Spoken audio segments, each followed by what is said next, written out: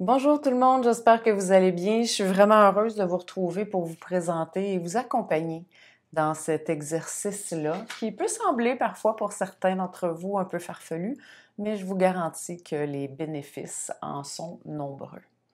Alors, vous avez déjà dans le livre le guide pour faire l'exercice. Ce que vous aurez de besoin, c'est bien sûr un petit pot.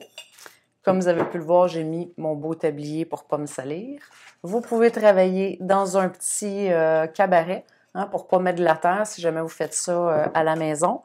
Ça va avoir besoin d'un petit peu de terre, bien sûr, et surtout de deux magnifiques petits personnages que vous allez peindre de couleur argent et l'autre de couleur or. En fait, un va représenter l'image de votre mère. C'est pour ça qu'on la peint en argent, puisqu'elle représente la lune et que la lune est l'astre féminin. L'intuition, les émotions, l'inconscient. Alors, argent. Et puis or pour représenter le père, puisque le soleil est l'astre masculin. Donc, la logique, l'analyse, et qui fait un beau complément. Donc, première étape, peindre vos petits personnages. Ensuite de ça, au préalable, vous allez avoir pris un petit moment pour vous recueillir et pour répondre aux questions que vous avez retrouvées, qui est en fait un exercice inspiré de Alejandro Jodorowsky, un homme extraordinaire pour qui j'ai énormément d'admiration. On enterre l'idéalisation de nos parents. On n'enterre pas nos parents, là, qu'on soit bien clair. Donc, l'idéalisation de nos parents, c'est qu'en tant qu'enfant, ben, on a un idéal du parent qu'on aurait souhaité avoir, qu'on a donc désiré, qu'on a observé chez nos amis, qu'on a pris le meilleur de quelqu'un à un endroit, le meilleur à un autre endroit, et puis on a idéalisé notre parent en se disant qu'il aurait dû être tout ça à la fois. Malheureusement, c'est un peu irréaliste, et c'est très rare que dans les familles, on retrouve le parent idéal. On souhaite avoir un parent idéal, mais nos parents, ils sont des gens normaux, comme nous, avec des défauts, avec leurs blessures, avec leurs souffrances, avec leur histoire, avec leur bagage.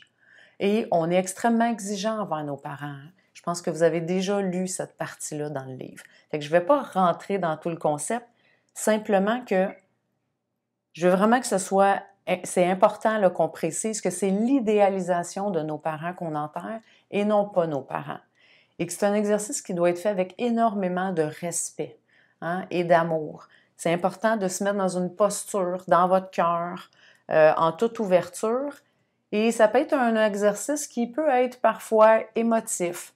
Donc, je vous invite à vous accueillir là-dedans et à être bienveillant envers vous. C'est super important. Alors, les 5 questions, vous pouvez faire une page pour papa et une page pour maman, ou les deux sur la même, c'est comme vous le souhaitez. Première question, voici ce que tu m'as fait ou pas fait. Qu'est-ce que ça veut dire, ça? Eh bien, en fait, ce que tu m'as fait ou pas fait, c'est les blessures qui ont été causées ou les choses que j'aurais souhaité. Exemple, mon père a été absent, j'aurais souhaité. Donc, tu sais, tu n'as pas été présent. C'est ça qui n'a pas été fait. Et vous pouvez expliquer comment ça vous a fait sentir. Parce que la deuxième question, c'est voici ce que j'ai ressenti à ce moment-là. Donc, vous pouvez, dans un premier temps, dresser la liste de ce qui a été fait et pas fait. Et ensuite, comment ça vous a fait sentir ça à ce moment-là, en tant qu'enfant, bien sûr.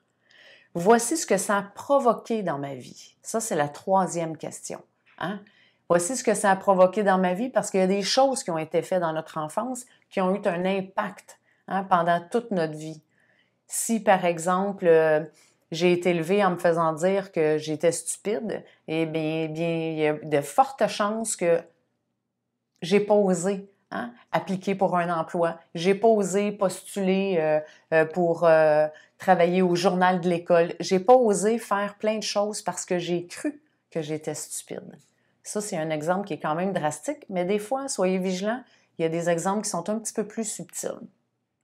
Ensuite, voici ce dont je souffre encore aujourd'hui. Hein? Si j'ai vu ma mère dans une relation toxique avec mon père toute ma vie, peut-être que j'attire des relations toxiques encore aujourd'hui dans ma vie.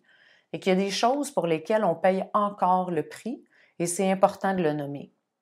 Et voici la réparation que tu me dois. Hein? Alejandro Jodorowsky, je le trouve extraordinaire. Il est certes un homme très théâtral, mais il aime bien dire, hein, c'est pas un accolade ou un je m'excuse qui souvent est suffisamment réparateur pour les dommages qui ont été causés. Parfois, c'est notre enfance entière qui a été volée, qui a été prise parce qu'on n'a pas eu ce privilège-là de pouvoir être un enfant. On a dû grandir vite ou peu importe la situation.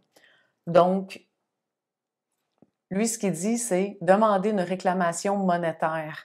Par exemple, 3 millions de dollars, hein? Une vie entière, ça vaut cher. Donc, prêtez-vous au jeu pour cette étape-là et ensuite de ça, vous allez garder cette feuille-là bien à côté, bien importante et vous allez revenir ici avec votre pot. Donc, voici.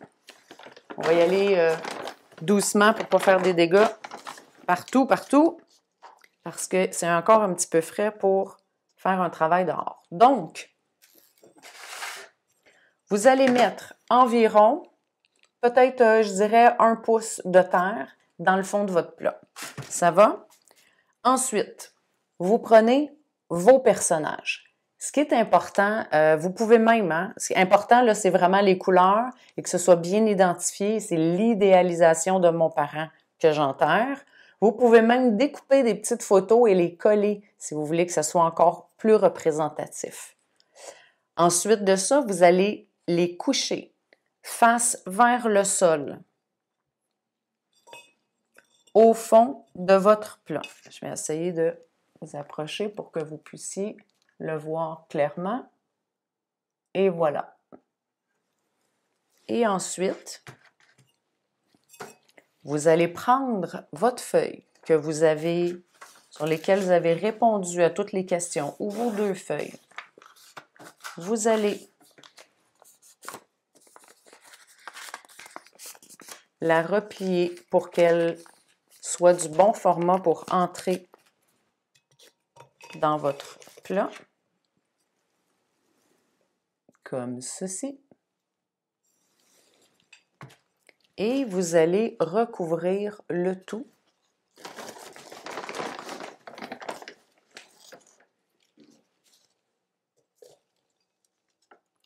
de terre. Un coup que vous avez bien recouvert le tout, et voilà. Bien sûr, vous allez y déposer une toute petite plante. Vous comprendrez qu'à la longueur des racines, celle-ci, ça fait longtemps qu'elle est dans mon pot. Les plantes, la nature, c'est la vie.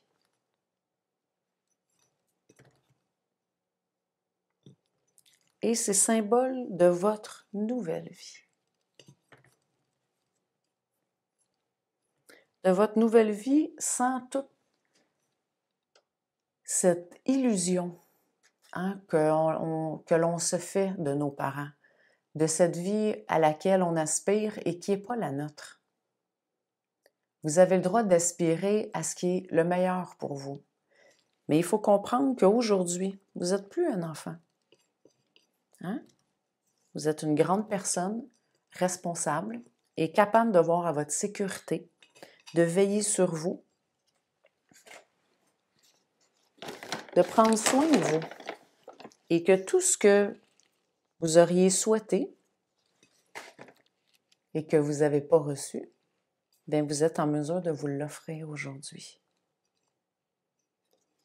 Et pour symboliser ça, le fait de prendre soin de votre plante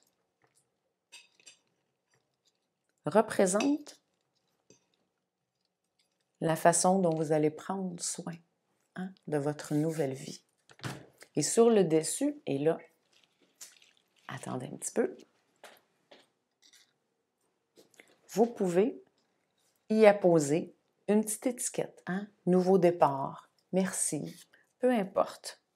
C'est un petit rappel que votre vie, elle est entre vos mains et que vous avez le pouvoir aujourd'hui, en tant qu'adulte responsable et bienveillant envers vous, de prendre soin de vous. J'espère que cet exercice-là vous a permis de faire du ménage. Il y a un petit rituel que vous pouvez faire aussi, que vous retrouvez dans le livre sur remercier vos parents, hein, et de les accepter tels quels. Vos parents ont fait au mieux avec les choix qu'ils avaient. Parfois, les choix ne sont pas nombreux. Et malheureusement, parfois, les résultats sont inadéquats. Cependant, ils ont été vos parents et à travers tous les comportements inadéquats, vous avez développé des grandes forces. Alors, je vous souhaite un beau jardinage, une belle introspection, une belle infusion. Prenez le temps de vous déposer et de vivre ce moment-là comme un beau petit rituel. Puis, j'espère que les bénéfices seront largement grands pour chacun d'entre vous. Merci infiniment.